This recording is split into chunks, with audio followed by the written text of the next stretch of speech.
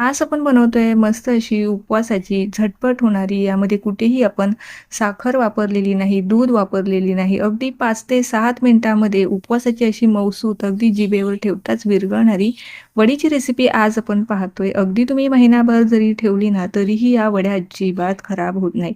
बनवायला जास्त वेळ नाही, झंझट नाही, मेहनत नाही. कमीत कमी साहित्यामध्ये, कमीत कमी वेळेमध्ये आज आपण ही उपवासाची मस्त खुटखुटीत वडी तयार करणार आहोत.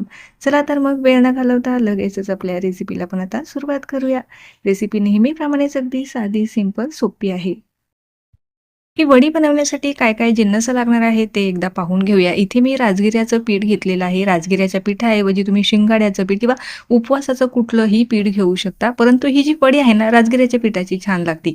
अर्धी वाटी बारीक कापलेला गूळ, साजूक तूप, शेंगदाणे आणि ड्रायफ्रूट तुम्ही तुमच्या आवडीप्रमाणे. इथे शेंगदाण्याचं जे प्रमाण आहे ना, तुम्ही थोडंफार कमी किंवा अधिक सुद्धा करू शकता. किंवा तुम्हाला शेंगदाणे वापरायचे नसेल तर फक्त तुम्ही यामध्ये ड्रायफ्रूट घालू शकता. तुम्हाला तुमच्या आवडीचे ड्रायफ्रूट यामध्ये घालायचे असेल ना, ते सुद्धा यामध्ये घालू शकता. तर नुसतंच शेंगदाण्याची सुद्धा ही वडी बनवली जाते किंवा नुसती ड्रायफ्रूटची पावडर करून सुद्धा ही वडी बनवली जाते. आता सगळे जिन्नस ना छान असे खरपूस आपल्याला भाजून घ्यायचे आहे.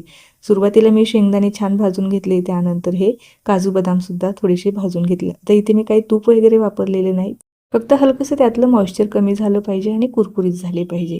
तर दोन्हीही जिन्नस भाजून थंड करून घेतलं. मिक्सरच्या भांड्यामध्ये जे शेंगदाणे आहे त्याची सालं काढून घेतले आणि काजू बदाम याची छान अशी मी जाडसर पूड तयार करून घेतलेली आहे. जास्त बारीक पावडर करायची नाही, म्हणजे अशी जाडसर पावडर असेल ना तर खाताना सुद्धा वडी छान लागते, कुरकुरीत लागते. लगेचच त्याच कढाईमध्ये इथे अर्धी वाटी आपल्याला साजूक तूप घ्यायचं आहे. त्यातच आपल्याला हे जे राजगिऱ्याचं पीठ आहे ना ते घालायचं आहे. तर या ठिकाणी मी पूर्णपणे राजगिऱ्याचं पीठ वापरलेलं आहे. तुम्ही यामध्ये अर्धा राजगिऱ्याचं पीठ आणि अर्धं तुम्ही शेंगाड्याचं पीठ वापरून सुद्धा ही जी वडी आहे ना बनवू शकता.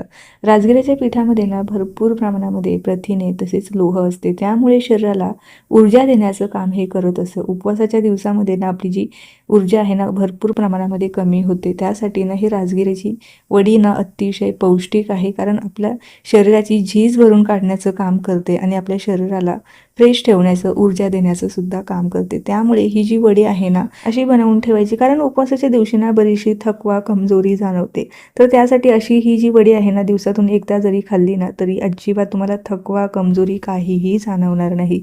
अतिशय छान तुम्हाला फ्रेश आणि ताजंतवानं वाटणार आहे. आता अगदी छान कमी गॅसवरती सुगंध सुटेपर्यंत हे पीठ मी छान भाजून घेतलेलं आहे.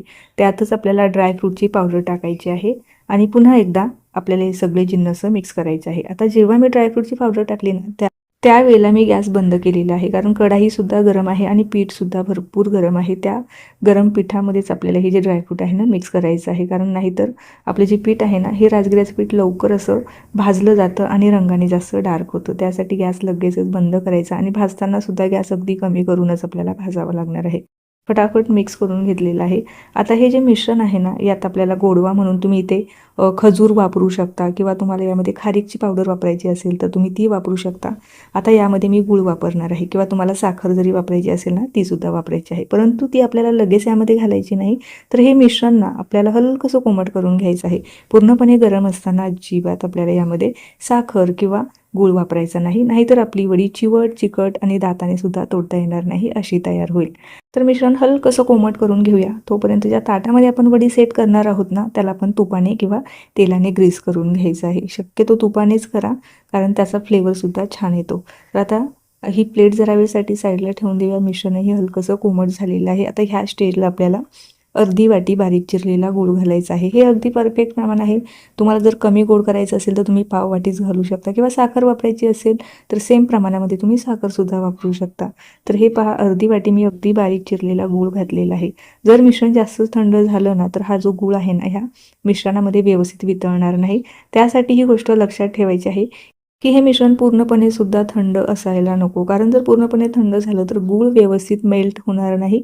जर इन केस असं झालं तर तुम्ही हे मिश्रण हलकंसं पुन्हा एकदा गॅसवरती गरम करायचं, परंतु आपल्याला काळजीपूर्वक हे मिश्रण गरम करावं लागणार आहे. जर गुळाचे खडे झाले तर वडी चिवट होण्याची शक्यता असते, त्यामुळे हे अगदी काळजीपूर्वक करायचं आहे.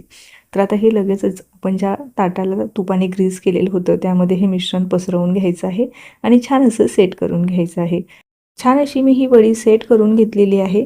आता हे जे पीठ आहे ना हे अगदी आपल्या इतर पिठांप्रमाणे ह्याला छान असं बाइंडिंग येत नाही, थोडंसं हे सरसरीतच असते, त्यामुळे वडीसुद्धा थोडीशी दाणेदारच तयार होते. तर यावरतून काही ड्रायफ्रूट मी टाकून घेतलेले आहे. हे टाकणं पूर्णपणे ऑप्शनल आहे. मी फक्त सजावटीसाठी ते काजू बदाम पिस्त्याचे काप छान असे बारीक कट करून यावरती टाकून घेतलेले आहे आणि छान असे प्रेस करून घ्यायचे आहे, जेणेकरून हे आपण जेव्हा वडी कट करू ना तेव्हा निघणार नाही. तर वडी आपली तयार झालेली आहे, परंतु ही आता लगेच खाण्यासाठी तयार झालेली नाही, तर ही आपल्याला 1 तासभर रूम टेम्परेचरलाच अशी सेट होण्यासाठी ठेवायची आहे. सेट झाल्याच्या नंतर तुम्ही ह्याच्या छान अशा वड्या कट करून घेऊ शकता किंवा तुम्हाला लगेचच खायची असेल तर ही वडी तुम्ही एक 15 ते 20 मिनटं फ्रीजमध्ये जरी ठेवली ना तरीही छान अशी सेट होते. तर हे पहा, एक 15 मिनटं मी फ्रीजमध्ये सेट होण्यासाठी ठेवलेली होती. वरतून पूर्णपणे कडक झालेली आहे. आता ही कट करून घेऊया.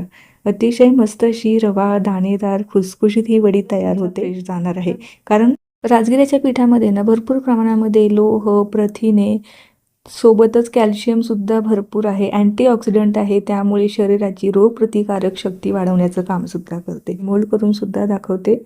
अतिशय मस्त ह्या वड्या लागतात, खुसखुशीत होतात, अगदी वयस्कर माणसंसुद्धा आरामात खातील एवढी ही खुसखुशीत वडी तयार झालेली आहे.